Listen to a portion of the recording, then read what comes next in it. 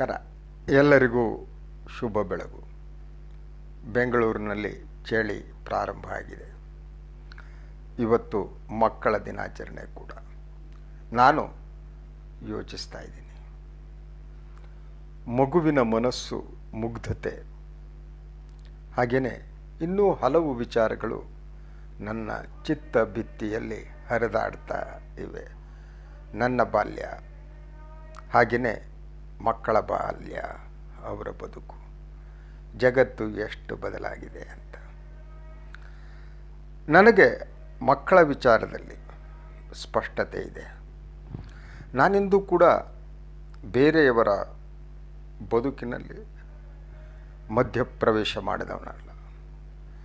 ಮಕ್ಕಳಿರಲಿ, ದೊಡ್ಡವರಿರಲಿ, ಅವರವರ ಬದುಕು ಅವರಿಗೆ ಅಂತ ನಂಬಿದವನು ನಾನು.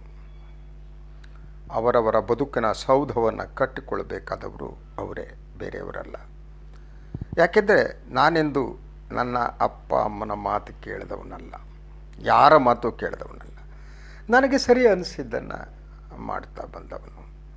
ನನಗೆ ಸರಿ ಅನಿಸಿಲ್ಲ ಅಂದರೆ ನಾನು ಮಾಡಿಲ್ಲ. ಅದು ಆತ್ಮದ ಮಾತುವನ್ನೇ, ಹೃದಯದ ಮಾತುವನ್ನೇ. ನಾನು ಇರುವುದೇ ಹಾಗೆ.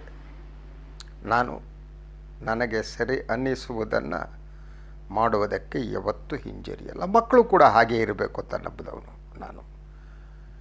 ಮಕ್ಕಳು ಯಾರಾದರೂ ನನ್ನ ಹತ್ರ ಬಂದು ಅಭಿಪ್ರಾಯ ಕೇಳಿದರೆ ಮಾತ್ರ ಹೇಳಬಲ್ಲೆ ಹೊರತು ಹೀಗೆ ಅಂತ ಡಿಕ್ಟೇಟ್ ಮಾಡಲಾರೆ.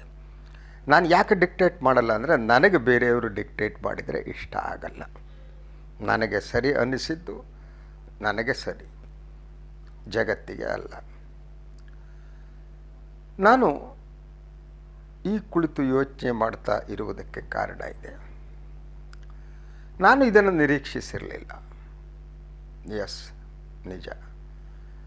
ಆಕೆ ಬೆಳೆದದ್ದೇ ಹಾಗೆ, ಸರ್ವತಂತ್ರ ಸ್ವತಂತ್ರಳಾಗಿ. ನಾನೆಂದು ಹೀಗೆ ಮಾಡುವಂತ ಹೇಳಿಲ್ಲ. ಮುಕ್ತವಾಗಿ ಕುಳಿತು ಚರ್ಚೆಯನ್ನು ಕೂಡ ಮಾಡಿಲ್ಲ, ಡಿಕ್ಟೇಟ್ ಮಾಡಿಲ್ಲ. ಸ್ವತಂತ್ರವಾದ ಆಲೋಚನಾ ಕ್ರಮ ಬೆಳೆಯಬೇಕು ಅಂತ ನಂಬಿದವನು ನಾನು. ಆಕೆ ಹಾಗೆಯೇ ತುಂಬ ಸ್ವತಂತ್ರವಾಗಿ ಬೆಳೆದವಳು. ಅವರ ಆಲೋಚನಾ ಕ್ರಮ ಏನಿದೆ ಅದು ಎಡಪಂಥಿಯೋ ಬಲಪಂಥಿಯೋ ಗೊತ್ತಿಲ್ಲ. ಆದರೆ ಎಲ್ಲ ಪಂಥಗಳು ಬದುಕಿನಡೆಗೆ ವಾಲಬೇಕು ಅಂತ ನಂಬಿದವನು ನಾನು. ಆದರೆ ಅವಳ ಓದು ಅವಳನ್ನು ಹೆಚ್ಚು ಸ್ವತಂತ್ರವಾಗಿ ಯೋಚಿಸುವಂತೆ ಮಾಡಿತು. ಆಕೆ ತನಗೆ ಅನಿಸಿದ್ದನ್ನು ಹೇಳುವುದಕ್ಕೆ, ಬರೆಯುವುದಕ್ಕೆ ಯಾವತ್ತೂ ಹಿಂಜರಿಲೇ ಇಲ್ಲ. ಬರಿತಾ ಇದ್ಲು, ಹೇಳ್ತಾ ಇದ್ಲು. ಭಾಳ ಜನ ಹೇಳ್ತಾ ಇದ್ದು ಅವಳಿಗೆ ಮೋದಿ ವಿರೋಧಿ, ಹಿಂದುತ್ವದ ವಿರೋಧಿ ಅಂತ. ನನಗದು ಆಶ್ಚರ್ಯ ಉಂಟು ಮಾಡುವ ವಿಚಾರ ಕೂಡ ಆಗಿಲ್ಲ. ಹಿಂದುತ್ವದ ಇವತ್ತಿನ ವ್ಯಾಖ್ಯೆ ಅದು ಅಪಭ್ರಂಶಗೊಂಡಿದೆ. ಇವತ್ತಿನ ಹಿಂದುತ್ವ ನಿಜವಾದ ಹಿಂದುತ್ವ ಅಲ್ಲ. ಎಲ್ಲ ಧರ್ಮಗಳು ಹಾಗೆ. ಎಲ್ಲ ಧರ್ಮಗಳಲ್ಲೂ ಪೂರಕವಾದ ಅಂಶಗಳು ಇರ್ತವೆ, ನೆಗೆಟಿವ್ ಆದದ್ದು ಇರ್ತವೆ. ಧರ್ಮದಲ್ಲಿ ನಾವು ಏನನ್ನು ಸ್ವೀಕರಿಸಬೇಕು ಅನ್ನೋದು ಗೊತ್ತಿದ್ದರೆ ಧರ್ಮವೇ ಬದುಕನ್ನು ನಾಶಪಡಿಸುತ್ತೆ. ಎಲ್ಲ ಧರ್ಮಗಳ ಮೂಲ ಗುಣ ದೇವರ ಹುಡುಕಾಟವೇ ಆಗಿದೆ. ಎಲ್ಲ ಧರ್ಮಗಳು ಮನುಷ್ಯ ಮತ್ತು ದೇವರ ಸಂಬಂಧದ ಜೊತೆ ಮಾತನಾಡ್ತಾ ಇವತ್ತಿನ ವಾಸ್ತವದ ಜೊತೆ ಮುಖಾಮುಖಿ ಆಗ್ತವೆ. ಇದು ಎಲ್ಲವೂ ಕೂಡ ರೆಲೆವೆಂಟ್ ಆಗಿರಬೇಕು ಅಂತ ನಾನು ನಂಬಿಲ್ಲ. ಭಾಳಷ್ಟು ಸಂದರ್ಭದಲ್ಲಿ ಧರ್ಮ ನಿಂತ ನೀರಾದಾಗ ಸಮಸ್ಯೆ ಪ್ರಾರಂಭ ಆಗುತ್ತೆ. ಅದರ ಜೊತೆಗೆ ಧರ್ಮದಲ್ಲಿರುವ ಆಧ್ಯಾತ್ಮಿಕತೆ ಮಾಯವಾಗಿ ಕೇವಲ ಆಚರಣೆ ಉಳಿದುಕೊಂಡರೂ ಕೂಡ ಅದು ಸಮಸ್ಯೆಗೆ ಕಾರಣ ಆಗುತ್ತೆ. ನಾನು ಆ ಮಗುವಿನ ಬಗ್ಗೆ ಮಾತನಾಡ್ತಾ ಇದ್ದೆ. ಆಕೆ ಸರ್ವತಂತ್ರ ಸ್ವತಂತ್ರವಾಗಿ ಬೆಳೆದವಳು. ಓದಿನ ಸಂದರ್ಭದಲ್ಲೂ ಕೂಡ ಎಂದೂ ಮುಖವಾಡ ಧರಿಸಿದವಳಲ್ಲ. ತನಗೆ ಅನಿಸಿದ್ದನ್ನು ಹೇಳಿದ್ದಾಳೆ. ಅವಳು ಹೇಳಿದ್ದ ಬೇರೆಯವರಿಗೆ ಬೇಸರ ಆಗಲಿ, ಇನ್ನೊಂದಾಗಲಿ, ಅವಳು ಎಂದೂ ಕೂಡ ತಲೆ ಕೆಡಿಸಿಕೊಂಡವಳೇ ಅಲ್ಲ. ಬಹಳ ಸೂಕ್ಷ್ಮ ಮನಸ್ಥಿತಿಯ ಹುಡುಗಿ ಅವಳು ಬೆಳೆದಿದ್ದನ್ನು ನೋಡಿದ್ದೇನೆ. ಆದರೆ ನನಗೆ ಇವತ್ತು ಆಘಾತಕರವಾಗ್ತಾ ಇರುವುದು ಇಂತಹ ಮುಗ್ಧ ಮಕ್ಕಳ ಬಾಯಿ ಮುಚ್ಚಿಸುವ ಕೆಲಸ ಪ್ರಭುತ್ವ ನಡೆಸ್ತಿರುವ ಬಗ್ಗೆ. ಇದು ನನಗೆ ಆಘಾತಕಾರಿಯಾದ್ದು. ಕಾಂಗ್ರೆಸ್ ಎಂತಹ ಪಕ್ಷವೇ ಆಗಲಿ ಇಂಥ ಕೃತ್ಯಕ್ಕೆ ಕೈ ಹಾಕಿರಲಿಲ್ಲ. ತುರ್ತು ಪರಿಸ್ಥಿತಿಯ ಸಂದರ್ಭದಲ್ಲೂ ಕೂಡ ಮಾಧ್ಯಮಗಳ ಮೇಲೆ ನಿಯಂತ್ರಣ ಹೇರಿದರೂ ಸಹ ಮಾಧ್ಯಮದಲ್ಲಿ ಕೆಲಸ ಮಾಡುವವರನ್ನ ವೈಯಕ್ತಿಕವಾದ ದಾಳಿ ಮಾಡ್ತಾ ಇರಲಿಲ್ಲ. ಆದರೆ ಇವತ್ತು ಕಾಲ ಬದಲಾಗಿದೆ. ಇವತ್ತು BJPಯ ಪ್ರಭುತ್ವ ಹೀಗೆ ವೈಯಕ್ತಿಕವಾಗಿ ತಮ್ಮ ವಿರುದ್ಧ ಮಾತನಾಡುವವರನ್ನು ಬಗ್ಗಿಸುವುದಕ್ಕೆ, ಮಣಿಸುವುದಕ್ಕೆ ಬೇರೆ ಬೇರೆ ದಾರಿಯನ್ನು ಹಿಡಿತಾ ಇದೆ. ರಾಜಕಾರಣಿಗಳನ್ನು ಮಣಿಸುವುದಕ್ಕೆ ED ಅಂಥ ಸಂಸ್ಥೆಯನ್ನು, CBI ಅಂಥ ಸಂಸ್ಥೆಯನ್ನು ಬಳಸಿಕೊಂಡರೆ, ತಮ್ಮ ವಿರುದ್ಧ ಮಾತನಾಡುವ, ಹಿಂದುತ್ವವನ್ನು ತಮಗೆ ಬೇಕಾದ ಹಾಗೆ ವ್ಯಾಖ್ಯಾನಿಸಿ ಬೇಕಾದ ಹಾಗೆ ಬಳಸಿಕೊಳ್ಳುವುದರ ವಿರುದ್ಧ ಧ್ವನಿ ಎತ್ತುವವರೇನಿದ್ದಾರೆ ಅಂಥವರ ಬಾಯಿ ಮುಚ್ಚಿಸುವ ಕೆಲಸ ನಡೀತಾ ಇರುವುದು ನನಗೆ ಹೆಚ್ಚು ಆಘಾತಕಾರಿ ಅಂತ ಅನಿಸುತ್ತೆ. ಇದು ಮನುಷ್ಯನ ವೈಯಕ್ತಿಕ ಸ್ವಾತಂತ್ರ್ಯ ಏನಿದೆ ಆ ಸ್ವಾತಂತ್ರ್ಯವನ್ನು ಹತ್ತಿಕ್ಕುವ ಕೆಲಸ.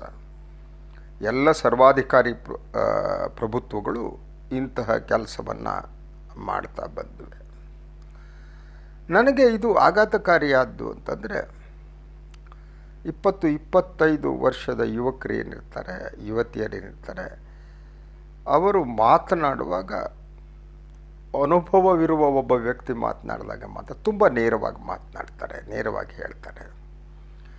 ಈ ಮಗುವು ಅಷ್ಟೇ ಆಡಿದ್ದು ನೇರವಾದ ಮಾತು, ಬರೆದದ್ದು ನೇರವಾಗಿ ತನಗೆ ಅನ್ನಿಸಿದ್ದನ್ನು.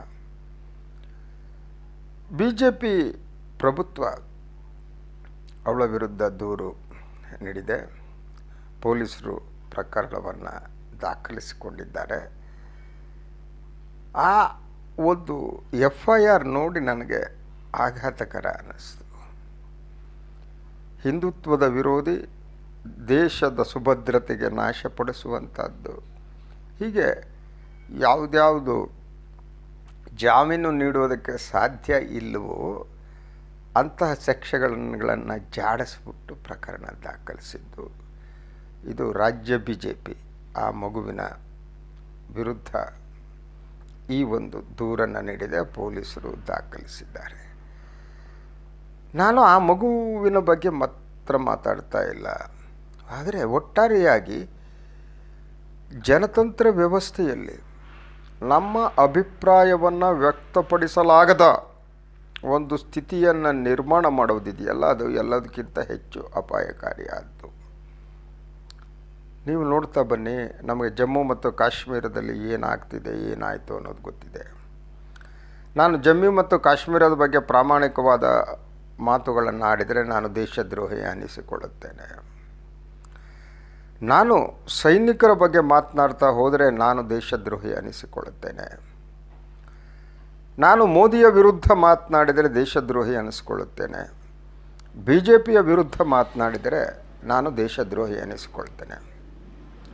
BJP ಮತ್ತು ಪ್ರಧಾನಿ ಮೋದಿ, ಅಮಿತ್ ಶಾ ಅವರೇ ದೇಶ ಅನ್ನುವ ವಾತಾವರಣವನ್ನು ಸೃಷ್ಟಿಸಲಾಗ್ತಾ ಇದೆ. ಅವರ ವಿರುದ್ಧ ಇರುವ ಎಲ್ಲ ಧ್ವನಿಗಳನ್ನು ಬೇರೆ ಬೇರೆ ಮಾರ್ಗಗಳ ಮೂಲಕ ಹತ್ತಿಕ್ಕುವ ಯತ್ನ ನಡೀತಾ ಇದೆ. ಪ್ರಾಯಶಃ ನನಗನ್ನಿಸುವ ಹಾಗೆ ಭಾರತದ ರಾಜಕೀಯ ಮತ್ತು ಸಾಮಾಜಿಕ ಇತಿಹಾಸದಲ್ಲಿ ಇಂತಹ ಯತ್ನಗಳು ಮೊದಲು ನಡೆದಿರಲಿಲ್ಲ. ಕಾಂಗ್ರೆಸ್ ಮಾಧ್ಯಮದ ಜೊತೆ ಎಂಥ ವಿರೋಧ ಇದ್ದಂಥ ಸಂದರ್ಭದಲ್ಲೂ ಕೂಡ ಎಮರ್ಜೆನ್ಸಿ ಪರಿಸ್ಥಿತಿಯನ್ನು ಹೊರತುಪಡಿಸಿ ಎಂದು ಇಂತಹ ಕೃತ್ಯಕ್ಕೆ ಕೈ ಹಾಕಿರಲಿಲ್ಲ. ಇಂಡಿವಿಜುವಲ್ ಆಗಿ ಮಾಧ್ಯಮದ ವ್ಯಕ್ತಿಗಳನ್ನು ಟಾರ್ಗೆಟ್ ಮಾಡುವಂಥದ್ದು. ಇವತ್ತು ಅದು ನಡೀತಾ ಇದೆ. ಯಾಕೆ ನಡೀತಾ ಇದೆ ಅಂದರೆ, ಒಂದು, ಪ್ರತಿಪಕ್ಷಗಳಿಗೆ ಧ್ವನಿ ಇಲ್ಲ, ಪ್ರತಿಪಕ್ಷಗಳಲ್ಲಿ ಸಂಘಟನೆ ಇಲ್ಲ. ಪ್ರತಿಪಕ್ಷಗಳು ಕೂಡ ಆಡಳಿತ ಪಕ್ಷದ ಹಾಗೆ ಅಧಿಕಾರ ಕೇಂದ್ರಿತ ರಾಜಕಾರಣದಲ್ಲಿ ನಿರತವಾಗಿವೆ. ಅಧಿಕಾರ ಕೇಂದ್ರಿತ ರಾಜಕಾರಣದಲ್ಲಿ ಅಧಿಕಾರ ಒಂದೇ ಮುಖ್ಯವೇ ಹೊರತು ಬೇರೆ ಏನೂ ಅಲ್ಲ. ಸೊ ಇಂಥ ಒಂದು ಸ್ಥಿತಿಯಲ್ಲಿ ನಾವು ಇದ್ದೇವೆ. ನಾನು ಮಗುವಿನ ಬಗ್ಗೆ ಮಾತನಾಡ್ತಾ ಇದ್ದೆ. ಸೊ ಇಡೀ ಈ ಪ್ರಕರಣದಲ್ಲಿ ನೀವು ಫೇಸ್ಬುಕ್ನಲ್ಲೂ ಇನ್ನೊಂದರಲ್ಲೂ ಎಂಥ ಅವಹೇಳನಕಾರಿಯಾಗಿ ಬರೆಯೋರಿದ್ದಾರೆ. ನನ್ನ ಬಗ್ಗೆನೇ ಬರೆದಿದ್ದಾರೆ. ನನಗೆ ಪಾಕಿಸ್ತಾನಕ್ಕೆ ಹೋಗು ಅಂತೇಳಿದ್ದಾರೆ, ನೀನು ಮುಸ್ಲಿಮಿಗೆ ಹುಟ್ಟಿದೆಯಾ ಅಂತೇಳಿದ್ದಾರೆ, ನೀನು ಬ್ರಾಹ್ಮಣ ಜಾತಿಯಲ್ಲಿ ಹುಟ್ಟಿದ್ದಕ್ಕೆ ಆಯಿತಾ ಆ ಜಾತಿಯೇ ರಿಪೆಂಟ್ ಮಾಡ್ಕೋಬೇಕು ಅಂತೇಳಿದ್ದಾರೆ, ಬ್ರಾಹ್ಮಣರ ಕೇರಿಯಿಂದ ಹೊರಗೆ ಹಾಕಬೇಕು ಅಂತೇಳಿ. ನಾನಿದು ಯಾವುದೂ ತಲೆ ಕೆಡಿಸ್ಕೊಂಡಿಲ್ಲ. ನನಗೆ ಜಾತಿಯ ಐಡೆಂಟಿಟಿ ಅಗತ್ಯ ನನಗೆ ಇಲ್ಲ. ನನಗೆ ಅನ್ನಿಸಿದ್ದನ್ನು ಹೇಳ್ತೇನೆ. ನನ್ನ ಜೊತೆಗೆ ಬೆಳೆದವರು ಕೂಡ ಹಾಗೆ ಇರ್ತಾರೆ. ನನ್ನ ಸುತ್ತಮುತ್ತ ಇರುವವರು ಕೂಡ ಅಂಥ ಸ್ವತಂತ್ರ ವಿಚಾರಧಾರೆ ಇರಬೇಕು ಅಂತ ನಂಬಿದವನು, ಅವರ ವಿಚಾರಧಾರೆ ಬೆಳೆಯೋದಕ್ಕೆ ಅವಕಾಶ ಕೊಟ್ಟವನು. ಆದರೆ ನನಗೆ ಇಡೀ ಈ ಒಂದು BJP ಪ್ರಭುತ್ವದ ಮನಸ್ಥಿತಿ ಇದೆಯಲ್ಲ, ಅದು ನಾನು ಯಾವುದೋ ಒಬ್ಬ ಮಗುವಿನ ಬಗ್ಗೆ ಹೇಳಲ್ಲ. ಅದು ಕಾನೂನು ಹೋರಾಟ ನಡಿಬೇಕು, ನಡೆಯುತ್ತೆ, ನಡೆಸಬೇಕು. ಆದರೆ ಭಿನ್ನ ಧ್ವನಿಯನ್ನು ಅದರ ಮೂಲಕ ಹತ್ತಿಕ್ಕಲಾಗತ್ತೆ ಅಂತ ನಾನು ನಂಬಿಲ್ಲ. ಇಲ್ಲಿ ವ್ಯಕ್ತಿ ಮುಖ್ಯ ಅಲ್ಲ, ಆ ಮಗು ಯಾರು ಅಂತ ನಾನು ಹೇಳಬೇಕಾದ ಅಗತ್ಯ ಕೂಡ ನನಗೆ ಇಲ್ಲ. ಕಾನೂನಿನ ಹೋರಾಟ ನಡೆಸಲೇಬೇಕು, ಬಂದಿದ್ದನ್ನು ಎದುರಿಸಲೇಬೇಕು.